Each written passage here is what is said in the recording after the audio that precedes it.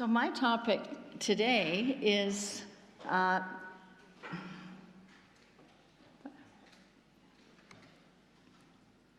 interface of psychiatry and spirituality. So today I'm going to talk a little bit about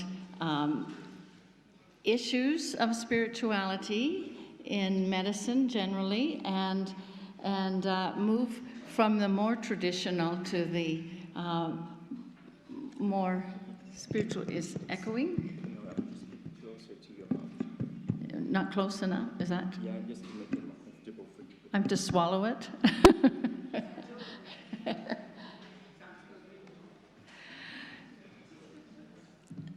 I'm wondering how many people here are involved directly in the healthcare aspect in medicine or in providing, just to give me some idea.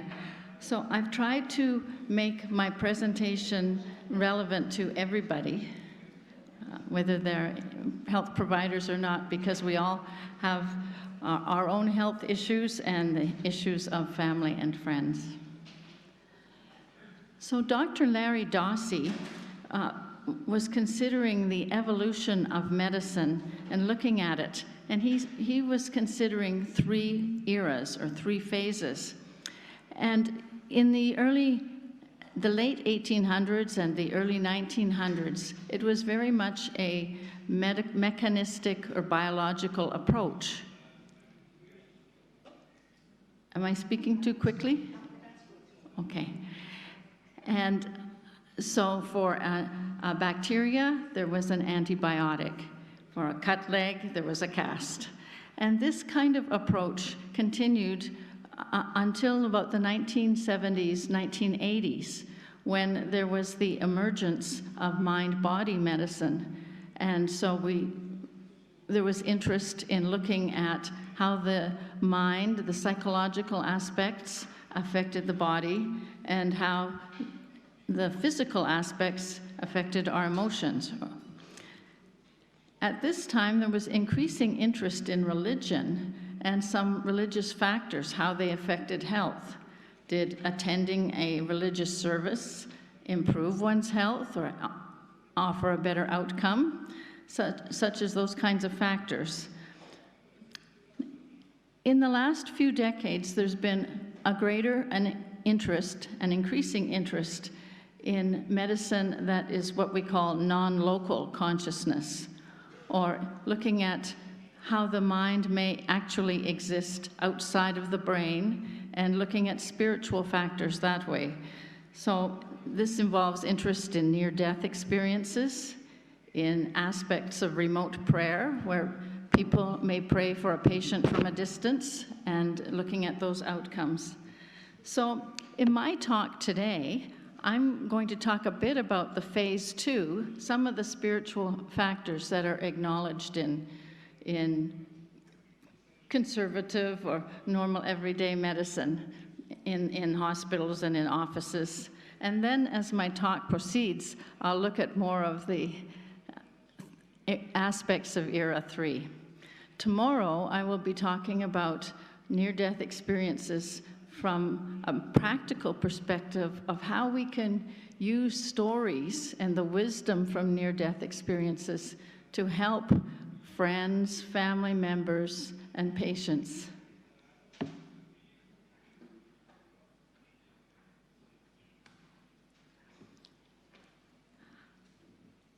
Now this slide is preaching to the converted, because I think most people here are very interested in the spiritual aspects.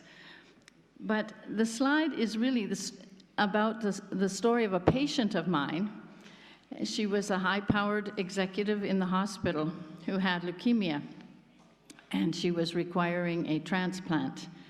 And she said to me, "The spiritual and emotional aspects have been huge in my illness. Everything was affected. I was absolutely overwhelmed by and constantly preoccupied with the fear of dying." So in the clinical care, is her fear of dying relevant? Of course it is. But yet it sometimes is not acknowledged in hospital wards. Now, how would you help this patient or friend who had such a fear of dying? And that has been my professional goal for the last number of years. I've worked with people with life-threatening illnesses for over 25 years. Actually, a fair bit over 25 years. And it's the problem for everybody, for our patients, for our friends, for ourselves, the fear of dying. And how can we help people? So that's been my goal, and that has been what has fueled this presentation and my work that I discuss tomorrow as well. So how do I incorporate spirituality in practice? Well, first there has to be an awareness of spirituality so that the concept becomes habitual. Now, I was taught in the 70s and 80s about the biological, psychological, social model. But I realized we needed to be adding spiritual. So with the students, I would teach them biopsychosocial, spiritual ways in looking at problems and in looking at patients' issues, how we could best conceptualize it. Now, for those of you who are working with patients directly, the HOPE model is very helpful in helping us think of questions to ask. I apologize that it's based on an English term, hope, and we use the English letters.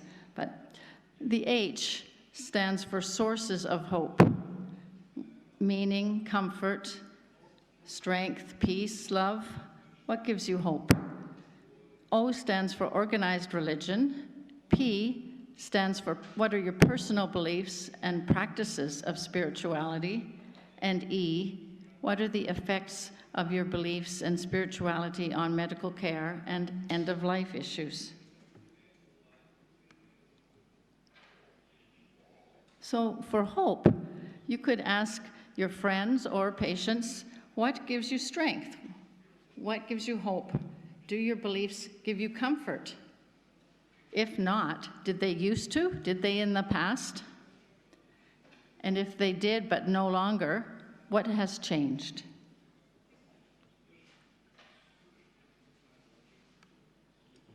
For organized religion, you can just ask, do you attend are you involved in a particular religion? Is this important? What aspects are helpful or not so helpful? Are you part of a prayer group or a small community, and does that help you?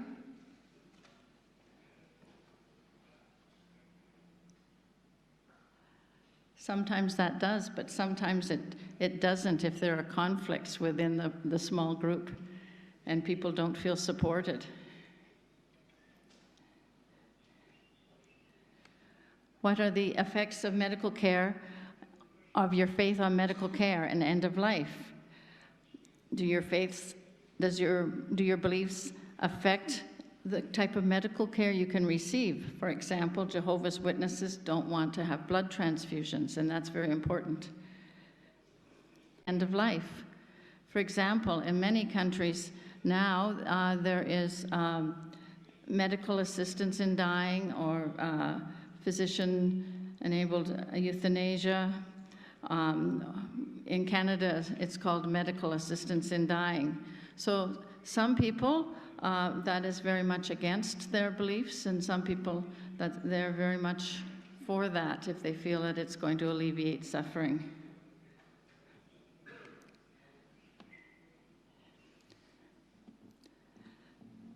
Major themes of the dying that I've noticed are fear of abandonment by God or people.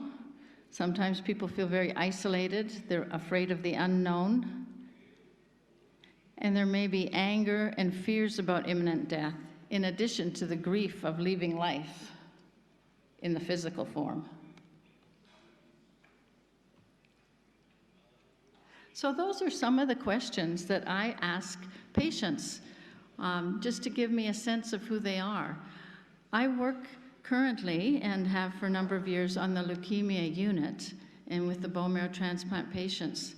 And leukemia is the kind of illness where a person can be quite well and then suddenly, over a period of a few days, become very sick and need to be hospitalized immediately, and suddenly can be confronted with dying. And usually the medical attention is very focused on a lot of blood work, on a lot of tests, on starting chemotherapy immediately. And so the spiritual elements sometimes get lost. And sometimes the patients are very sick right away. And so asking those questions can be helpful for me to be able to help them. But sometimes they're just a bit much when someone is feeling really nauseated or in pain or dying. So I certainly don't want to trouble them with a lot of questions. So I, as they say in English, cut to the chase, get to the point. And so I say, do you believe in a spiritual realm or God or a higher power? Do you believe in an afterlife? That's very relevant for me to help them. If they could be dying, I need to know that. It sounds very simple and obvious, but often these questions are thought to be too private. And health professionals sometimes don't ask them because they don't know what to do with it if they get an answer. But we don't need to be a chaplain or a priest or a rabbi to ask those. And those questions actually can be helpful with friends or family.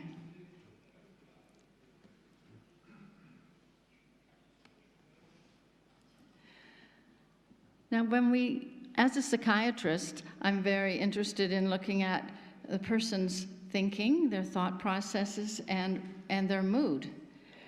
And what is very interesting is that symptoms of depression are not only of sad or depressed or lonely or irritable mood, but there are different thoughts that become very prominent in a person's thinking when their mood changes.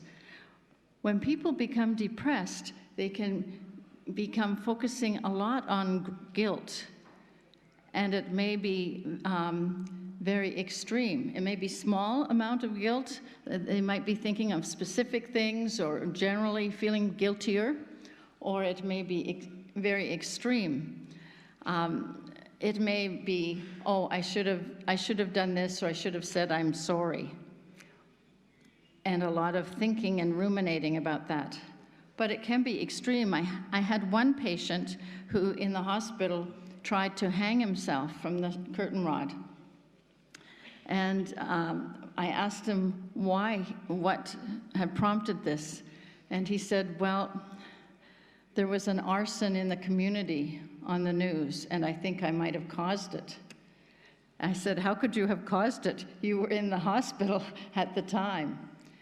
And he said, well, I'm feeling really badly, and I was rude to the nurse.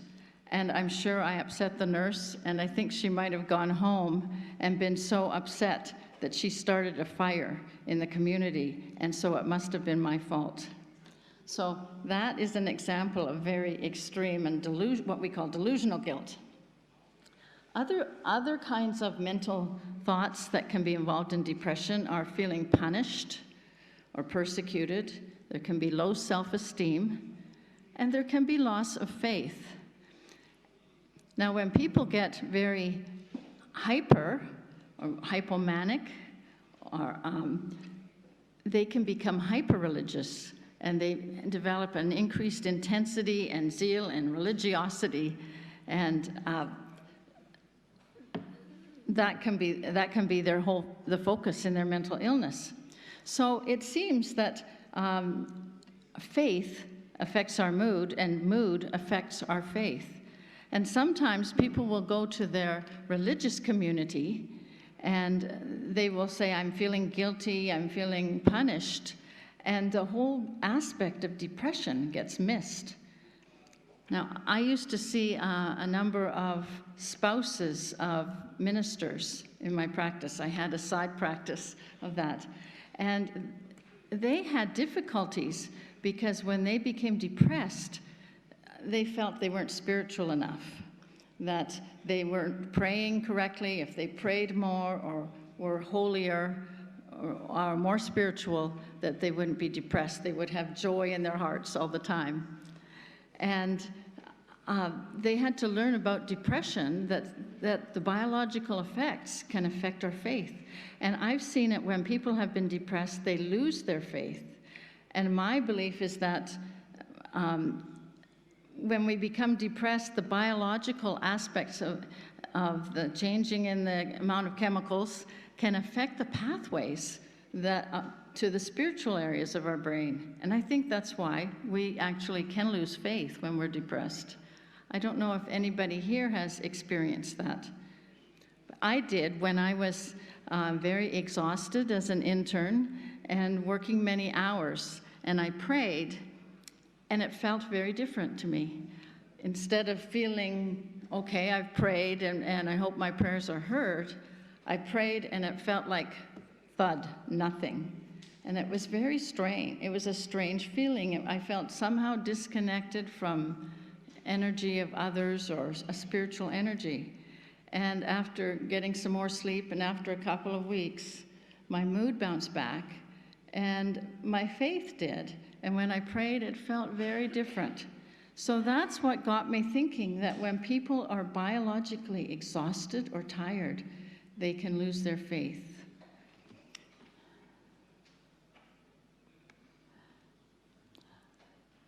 Now, when I'm thinking of how people are coping with their issues, I think, what is causing them to be more vulnerable or at risk? What are all the factors, biological, psychological, social, and spiritual, that may have triggered their situation now or be associated with their illness? And what are aspects that might worsen the situation, and what are aspects that can help?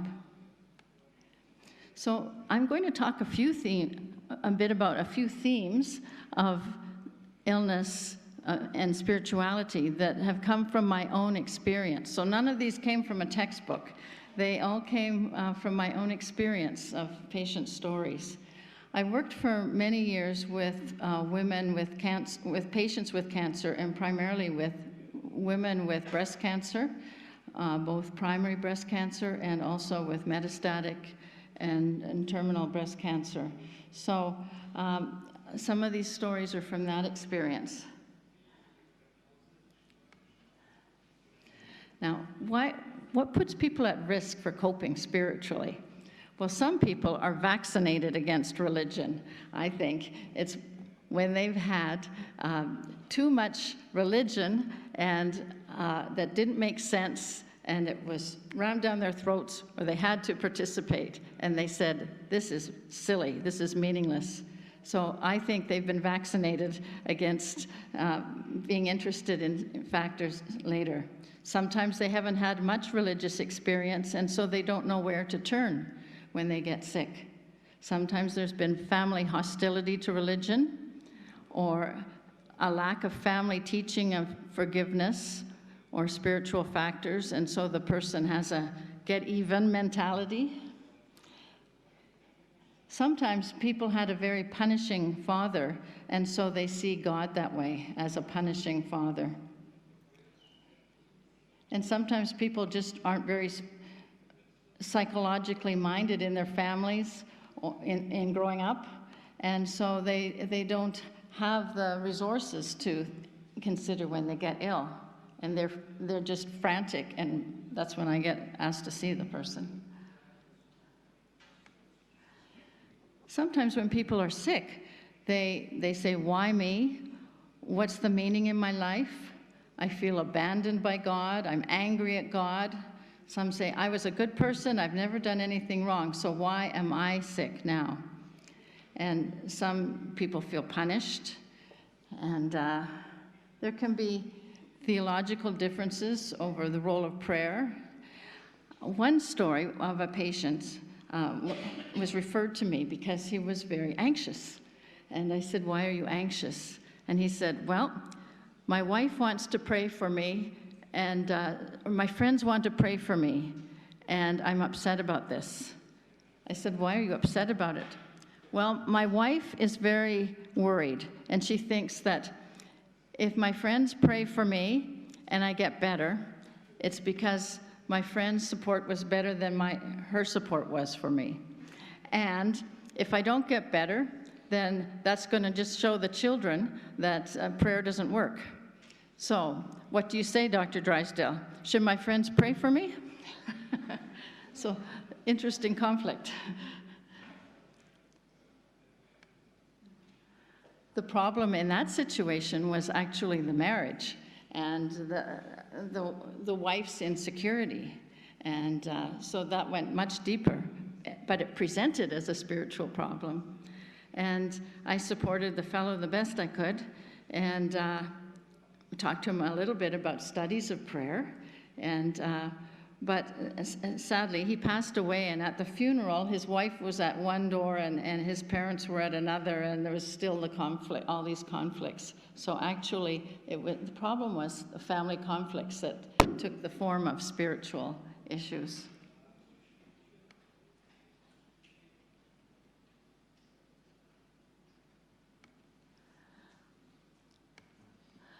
Another one is some of the other illness aspects are fears about dying. People are afraid there might not be an afterlife, or they're afraid they'll be judged and go to hell. But there's also fear of leaving loved ones, and fear of the different belief systems. And one that's rarely talked about is the fear of being forgotten or replaced after death. I ran a group for women who were dying, and they decided they wanted to have a little cairn basket. And cairns are created when soldiers go to battle. They each bring a stone and they place it at a place and all together. And when they return from battle, they pick up the stone and take it to the next battleground. And if they don't return, the stones are left there as their memorial to them. And so my patient said that's what they wanted. So we had a little special basket, and they each brought a favorite little seashell or a little stone, and we kept it guarded in the little box. So that was one way of honoring everybody in the group. In that group, we also had an angel that was given to us, a mascot angel, and she sat in the center of every single group that we had, which was once a week until they died. And the angel went to every funeral or celebration of life and was at the front. And so we honored the presence of spirituality and the love between the women that way.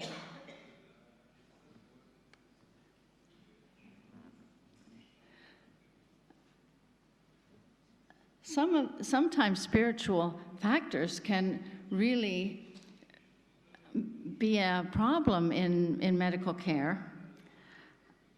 I've seen patients who were very uncomfortable about the topic of death, and so they would avoid the topic, they would avoid going to funerals, and they would decline potential help from a chaplain. But I had one woman as a patient who was extreme. She had a marked death phobia ever since she was very young.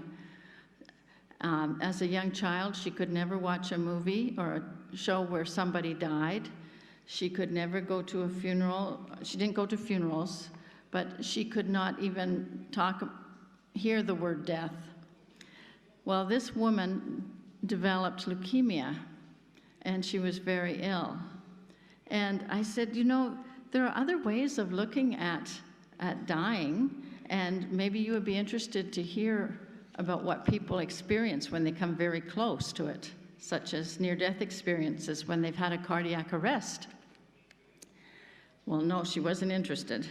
But I raised it here and there, and I had a video I wanted to show her, but she refused to watch the video.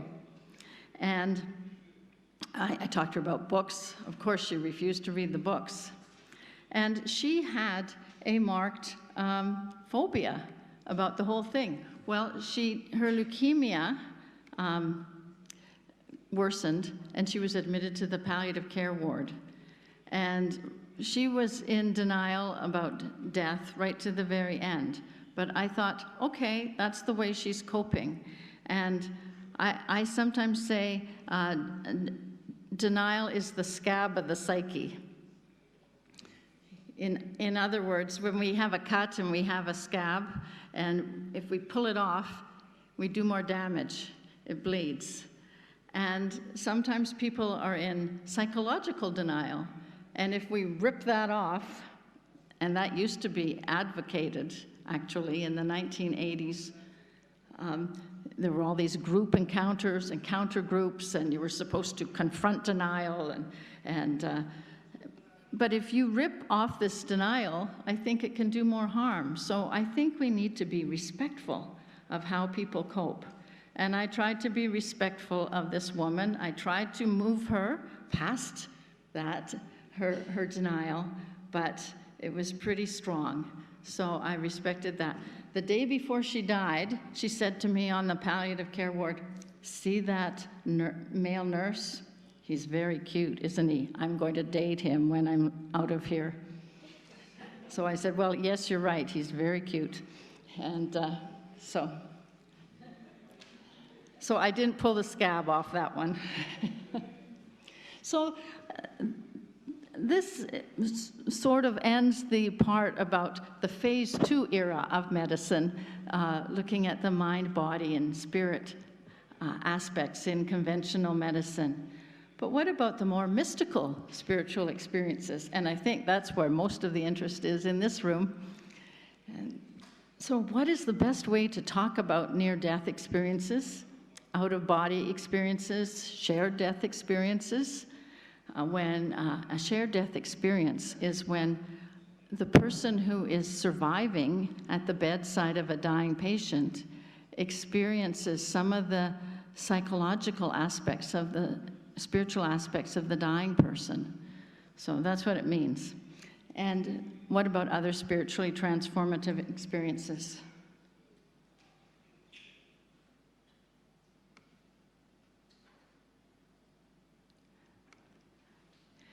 In that case, the best way to open discussion is to say to the person, did anything unusual happen? Did you experience anything unusual when you were sick or when you had a cardiac arrest?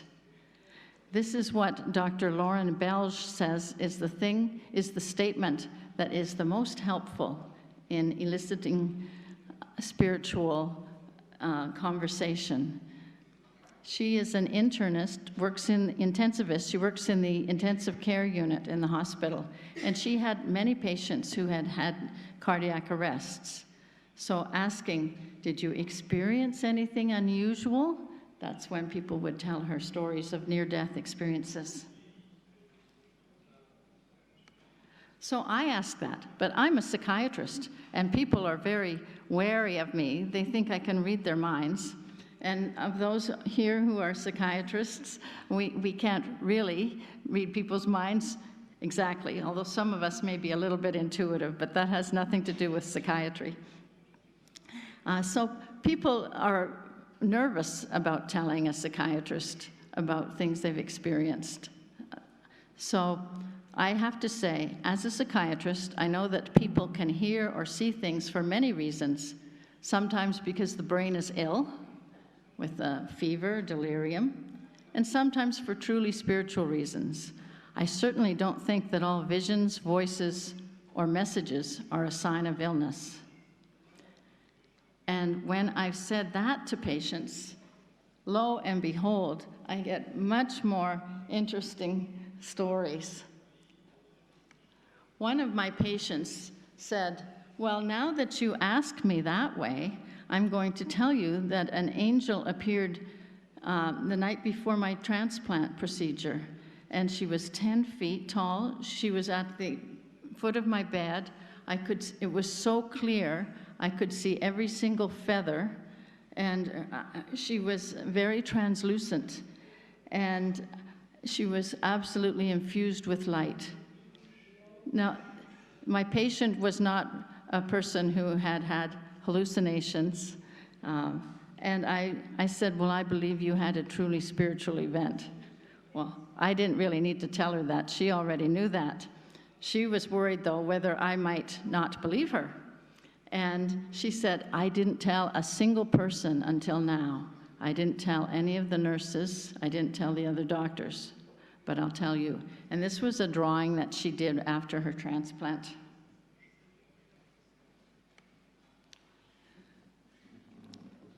I have been very interested in near-death experiences for a long time, and I believe that they offer a practical bridge from looking at clinical phenomena to the spiritual realm. And I think it's vital that healthcare providers acknowledge and understand near-death experiences so we can provide the best patient care. And then, after that, we acknowledge what the wisdom that is in these stories of near-death experiences. And I think it helps clinicians move towards the spiritual and helps our patients move towards the spiritual. So I really think we're coming into an era of medicine when we really need to increase awareness in the medical profession. Now, I'm sure most of this audience is very interested in near-death experiences, I would expect. But what is interesting to me is that the general population is interested in it, but in academia and in medical institutions, near-death experiences are very rarely discussed, certainly in where I work. So I'd like to give a little bit of a talk about near-death experiences. Today I'm going to talk a little bit about the background information, and tomorrow I'll talk about how we can use this wisdom. So in 1975, Dr. Raymond Moody, who already had a PhD in philosophy and then went to medical school and became a physician and then a psychiatrist, he heard a story of Dr. George Ritchie, a psychiatrist who had had pneumonia and collapsed, and his spirit and consciousness came out of his body, and he had a very elaborate near-death experience. This had a real impact on Dr. Moody. Then, when Dr. Moody, he was a medical student at the time, and he heard another person who had a similar story, and he said, I can't be the only person to know about this. There must be many stories if I've heard of two just in my few years in medicine. And so he decided to go to a cardiac ward and interview people to see if they'd had some unusual experiences. So he interviewed people there, and he also interviewed people who came very close to death, and he interviewed the relatives of people who had died to see if they had noticed anything. Now, he put together a model of all the experiences that people had and put them in sort of a timeline as they might occur. And he wrote a book called Life After Life, and it became a bestseller. And it has now sold 30 million copies. It was featured in a book synopsis in Reader's Digest, which is a very popular book in North America. So then, once it was featured there, it was mainstream. It appeared in movies, all that jazz, and then in more and more movies, Afterlife, and now it's appearing in television shows. So these are some of the elements that he noticed. He said that a near-death experience contained some or all of 9 elements: a sense of great peace and absence of pain. So he says that the person is dying, and then at some point, then they come out of their body, and they experience a sensation of rising up and floating above and watching events below them. Often individuals can later accurately visually describe the events in the resuscitation room or in rooms beyond or from a higher point. William Peters, who is a leader in shared death experience research, had a skiing accident, and he floated above his body on the ski hill, saw the whole ski hill, then he saw the whole, the entire mountain, and then he saw the coast of California, and then he saw the earth. He floated way above. Some people float down the hallway.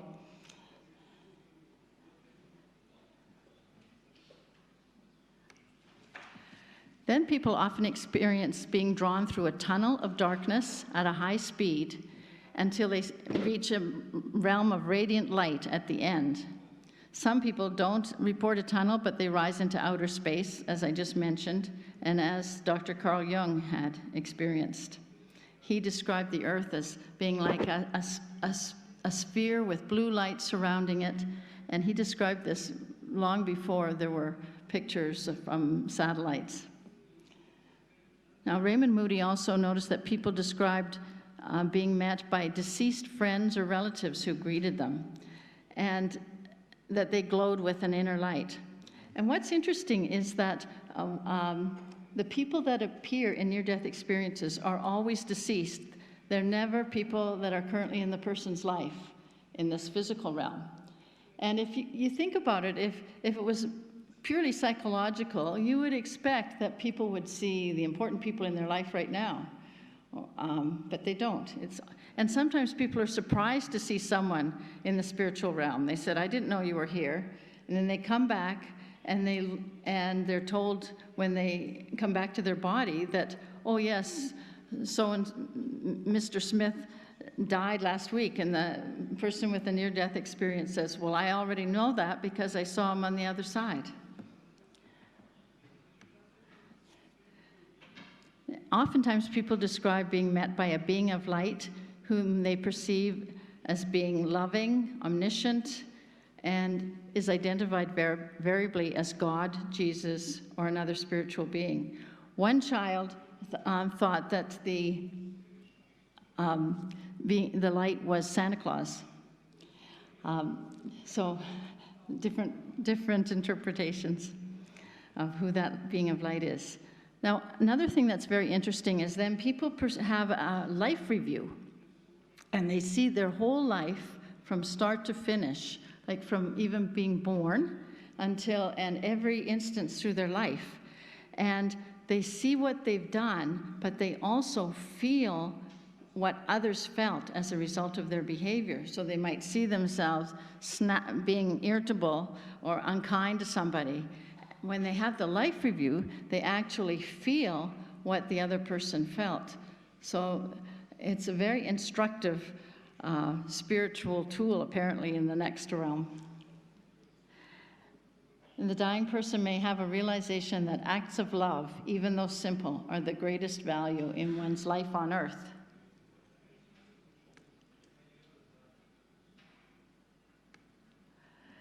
And at the end of this near-death experience, people often don't want to come back. They say, it was wonderful, it was peaceful, and I didn't want to come back, but I had to, or I was given a choice, and I chose to come back to help some loved ones that are still here, or to complete my life purpose or some mission. But they say, if it wasn't for that, they'd like to stay over there because it was very peaceful. So other NDE elements that can occur include heightened perceptions, intense emotions. People often see very vivid colors. Sometimes they describe what is in the Bible of the city of Jerusalem appearing as a crystal city with gem tones around in the pavement. Other people describe very vivid landscapes, flowers, meadows, flowers of gorgeous colors. A number of people have described a mountain range in a particular lake area. So I don't know, it seems to be very common in the other realm, this lake area. I don't know if it looks like Switzerland or not, maybe. People seem to have a life knowledge of the nature of the universe, a sense of oneness with others, a sense of having knowledge of the future, and they have a sense that they have a life purpose. So there's something that they're supposed to be doing when they're here. Now, some people only have one or two elements. So that's what Raymond Moody found. And subsequent research by scientists, cardiologists, psychiatrists, pediatricians have increased the knowledge over the last number of years. And there is an association called the International Association of Near-Death Studies, IANS, and it's encouraged research in the field. They have an annual conference, and it's really interesting to go there. They welcome people who've had near-death experiences, and it's not all for professionals in medicine. It's for everybody who wants to go and is interested. And they have great speakers, and there's a tremendous warmth because there's a spiritual connection there with people that sense that there's another realm. So, and near-death experience, the definition, therefore, is that it's a profound psychological event that may occur to a person close to death. Being in a life-threatening situation is not the same as a near-death experience. And it is the pattern of perceptions that have a transcendental quality and mystical elements, and is a powerful event of consciousness that is a near-death experience. Sometimes people will say, oh, I had a near-death experience. I got really sick and I could have died, but I didn't. But they didn't have that whole spiritual experience of being out of their body. So they didn't really have, quote, a near-death experience. They had a close-to-death experience. Near-death experience similarities, they are similar across all ages. One child described having had one at age 10 months, and he crawled up the tunnel in his experience. Now, experiences of children are very similar otherwise to adults. And these experiences occur with both men and women across all ages, young and old, across all religions. People are agnostic, people are atheist, every religion. So, and they're all very similar.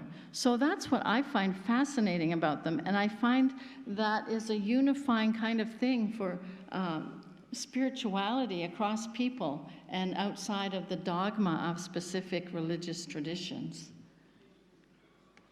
Now, some of the biological theories include delirium. People will say, oh, you were just had a fever, or you were delirious, or you were psychotic, or there wasn't enough oxygen going to your brain, or it was a temporal lobe seizure, or you can get that with drugs. So knowledge is power. So I'd like to tell you what delirium is like. I'll go over that quickly. So delirium is when there is a disturbance in the brain, and we see it as a disturbance in attention. The person can't focus or sustain attention, and there's a disturbance in awareness. So the person might not know where they are. Say, do you know where you are? And they, instead of saying, I'm in the hospital, they'll say, I'm in jail, or I'm in San Francisco, when actually they're in Vancouver. So that's what we call disoriented. And can be an indication of delirium. And now these symptoms fluctuate over time. So at 9 a.m., the person may be clear and thinking, but at 11 a.m., they might be quite confused. I had a discussion with another specialist, and he said, oh, the patient's not delirious, but every time he saw the patient, it was at 9 a.m., and the patient was fine, and I'd see the patient at 11, and the patient would be quite confused. So the problem was the timing.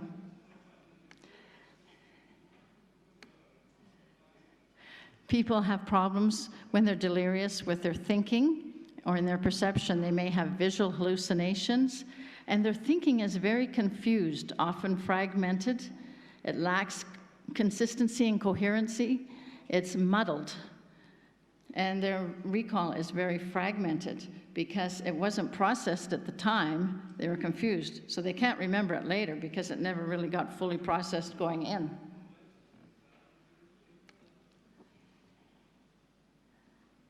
I'm just going to zip over this.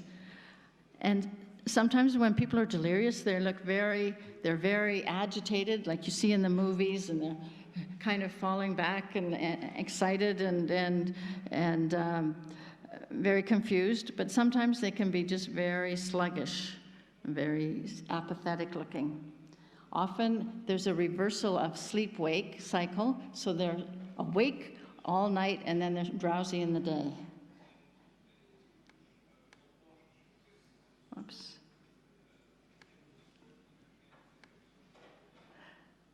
Dr. Bruce Grayson is a well-known psychiatrist from Virginia. He's talked about the differences between mental illness and near-death experiences, which are much of like what I've said about delirium. And he also talked about the context and the cause. So In delirium, it may be due to a single cause. It might be due to a combination of medical factors. I'm not going to go over that right now due to time. But a near-death experience, it's, doctors can't explain how this happens beyond the triggering circumstance for the loss of consciousness, like they were very sick with pneumonia or whatever, but we can't explain how that illness or impending trauma created the experience. And sometimes people have had dreams of dying that are parallel to near-death experiences. I've had several patients who, sometime before they died, had a dream that was just like a near-death experience. In their dream, they popped out of their body, they went through a tunnel, and they saw beings of light, felt a tremendous sense of peacefulness, came back and woke up, and then said, I'm not afraid of dying anymore. So I've had patients who've had dreams that were just as powerful as if they've had the real thing. So how do you explain that? If it's just all not enough oxygen to the brain or infection, you can't explain how that dream would have the same parallel content.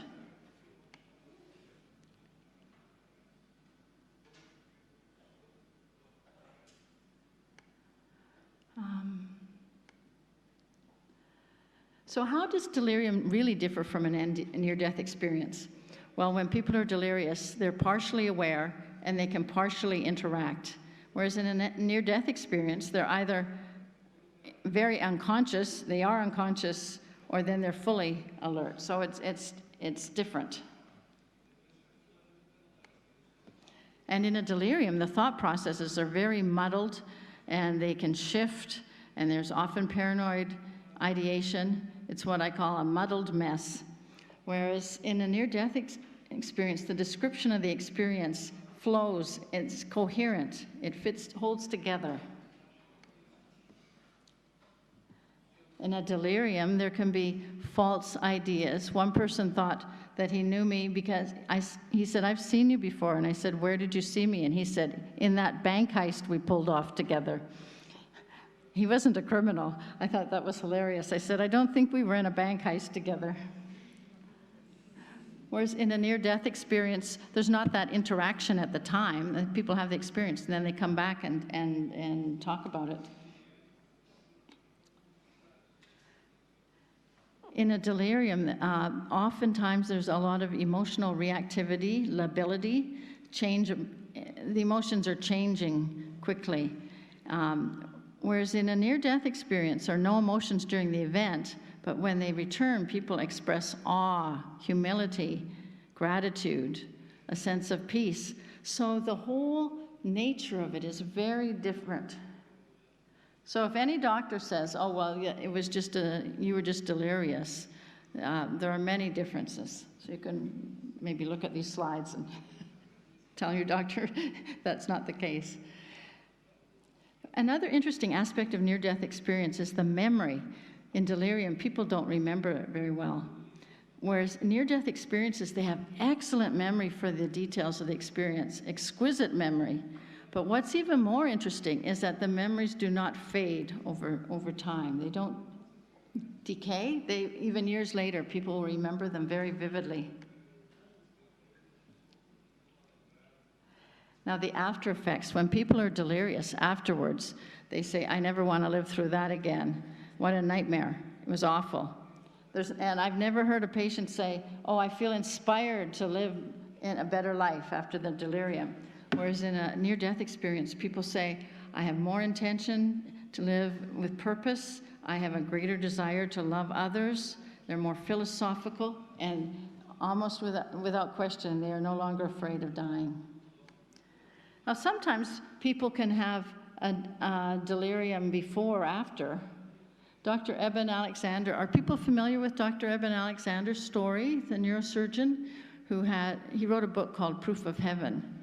And he had an infection of the brain, and at first he saw a red sludge that he thought was sort of primordial ooze, and then he had a transcendental experience of seeing floating on the wings of a butterfly, and then he was quite delirious in the ICU.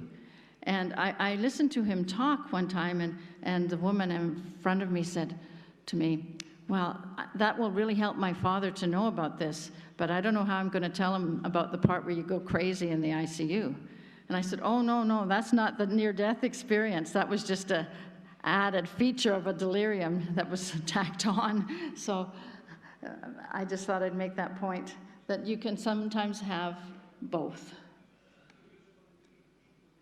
There are various explanations. People will say, well, you didn't have enough oxygen, because oxygen deprivation will give you a tunnel effect.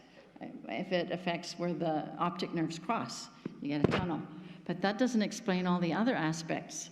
Or ketamine, they can say some aspects of ketamine can do that, or temporal lobe stimulation. But that doesn't, none of these things explain all aspects of a near-death experience. Like some people, I heard a neurologist on the radio saying, well, you can explain an NDE because if you stimulate part of the right temporal lobe in the brain, you will get features of a near-death experience, a holistic sense of love and peacefulness. And so that's all it is. And I was horrified because I thought, well, there's so much more than that. And just because you can stimulate something doesn't mean that is the sole cause of the event. And I was thinking that our visual system is hardwired to perceive images, and yet if you stimulate parts of it, you could have visual hallucinations. And our auditory system is hardwired to perceive sound frequencies, and if you stimulate it, you can have auditory hallucinations. And similarly, if you stimulate the temporal lobe, you can have some features of a near-death experience. But that doesn't mean that all near-death experiences can be boiled down to that. And in fact, what it says to me is, we are hardwired for that. That exists for a reason. And in the body, our physiology, our anatomy exists for purposes. And for example, endorphins were discovered because we knew that there were receptors for morphine in the body. So if there are receptors for morphine in the body, then there must be a natural morphine in the body. And that's how endorphins were discovered. And similarly, if we can stimulate the right temporal lobe and get these features, it must mean that we are hardwired for spirituality. It's there for a purpose, to perceive spiritual energy. And some people have thought that DMT can give similar experiences. But again, these attempted explanations don't explain everything. And there are things that can't be explained. Now, Dr. Jeffrey Long is a radiation oncologist who wrote a book, Evidence of the Afterlife, and he outlined 9 lines of evidence that counter any single biological theory. And you have to look at them as a whole altogether. And these lines of evidence are that first of all, the level of consciousness and alertness during a near-death experience is greater than people have even in everyday life. So no matter how many Starbucks coffee you may have, you still won't be as alert as somebody who is unconscious but having a near-death experience. And we don't understand that. And during a near-death experience, people often see and hear events that are later validated by others. So they're truly verified. Like, for example, people will hear a conversation or see events happen at a distance and another place, and they will be absolutely accurate. And it's not just simple things like, oh, I saw my child going to school, but they'll be absolutely accurate descriptions. People that were born blind or impaired have normal or supernormal vision in near-death experiences. We can't explain that. And we can't explain how people under monitored general anesthesia and surgery can have these events. We know that they were unconscious and that they should not be alert or experiencing anything. And life reviews include real events, sometimes ones that have been forgotten or previously unknown by the person. Sometimes people who've had these experiences learn new information from the other side, and then they come back and they say, oh, I learned that I had a baby brother that was and died before I was born, and they never knew that. Or sometimes they're even more extensive than that. People that appear are always deceased. Sometimes this is new knowledge. They come back and they say, I didn't know that Joe had died. Near-death experiences of children who've not been exposed to religious doctrine are very similar to those of adults. And near-death experiences are consistent around the world in spite of different cultures. And the after effects are often powerful and lasting. So these are things that we cannot explain. And taken as a whole, it's not necessarily just one by itself. Now, Harvard neurosurgeon Dr. Evan Alexander wrote, like many other scientific skeptics, I refuse to even review the data relevant to the questions concerning these phenomena. I prejudge the data and those providing it because my limited perspective failed to provide the foggiest notion of how such things might actually happen. Those who assert that there is no evidence for phenomena indicative of extended consciousness believe they know the truth without needing to look at the facts. Beyond this, he said, the event that was most convincing to a skeptic was to have an experience. So if there is a spiritual realm, and how much time do I have?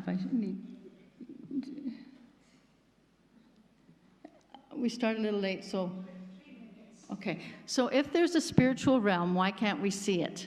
I think there's a sweet spot for our vision.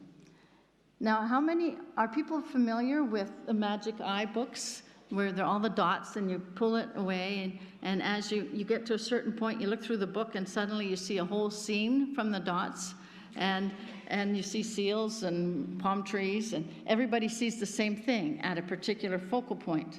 And then you blink and it's gone. I think the spiritual realm is like that there's a sweet spot for focus. And I think we're hardwired to live in the physical realm. So we have to know, when we're children, we can access see the spiritual realm more easily, or many children can.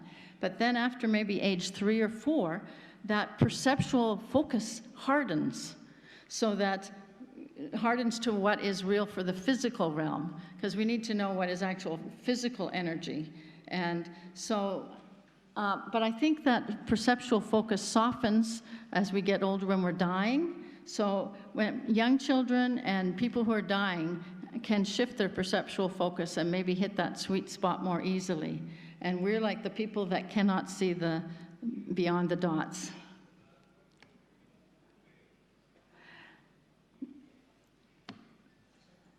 Now, Dr. Jeff O'Driscoll is an emergency doctor. He's seen a lot of visions of people who were resuscitated, or he tried to resuscitate, and their spirit popped out of their body and were hovering above, and they couldn't be resuscitated, but he saw the spirit thank them. And he has courageously written a book called Not Yet. And he talks about the veil, that it's like children come in through an opening of the veil and spirits leave through an opening of the veil. I thought that was a very helpful image. Now, shared death experiences I've mentioned already, and there's a whole program about that by a fellow in Santa Barbara, William Peters. Now, there's some other things that are happening, afterlife research and different programs for that. One is induced after-death communication, and what happens is the therapist, it was discovered by Alan Botkin, a psychologist, and he was doing EMDR, which is, some of you may know EMDR, rapid eye movement, and when he did a few extra sessions, he found people tended to have more visions of their deceased loved ones. Now, I don't know whether it was that it was longer and it changed the brain frequency, or it shifted from beta to theta to another level, or what happened, but he found that there was a high incidence. Now, Rochelle Wright also pursued this, and she had people repeating memories of the grief while looking at her hand go back and forth, and while listening to sounds in different ears. And I signed up for her program one time for a few hours. And it struck me that with all that stimulation, watching her finger and hearing sentences of grief and hearing different sounds in both ears, my frontal lobe got overloaded. And I think it suddenly shifts the thinking. It rules out the frontal lobe, which is the executive part of the brain, and you shift to a different, more primitive part of the brain or temporal lobe functioning. And that's how I wondered if people had tended to see more visions. There's interest in reincarnation. Brian Weiss is a psychiatrist who's done that, and I've got a few other references there. So I'm going to finish up pretty quickly, but the bottom line is now thinking is that the brain does not create consciousness. The consciousness uses the brain as the hardware. Consciousness is the software program that uses the brain. Not only is the brain the hardware, but the brain acts as a filter, because if we were exposed to all kinds of energy out there, we'd be overloaded in this physical realm. So we have to screen out what is not relevant for our physical life and existence. And what the basis of this thinking is that the more prolonged the cardiac arrest, the more expansive the near-death experience of the more expansive the consciousness is. And So if that's the case, it opens up a whole lot of things about how we look at mental illness, how we look at psychosis, and the brain. So we're just even though we're in level 3, I'm looking forward to level 4 in medicine of exploring consciousness further. So I'm going to finish off at that point.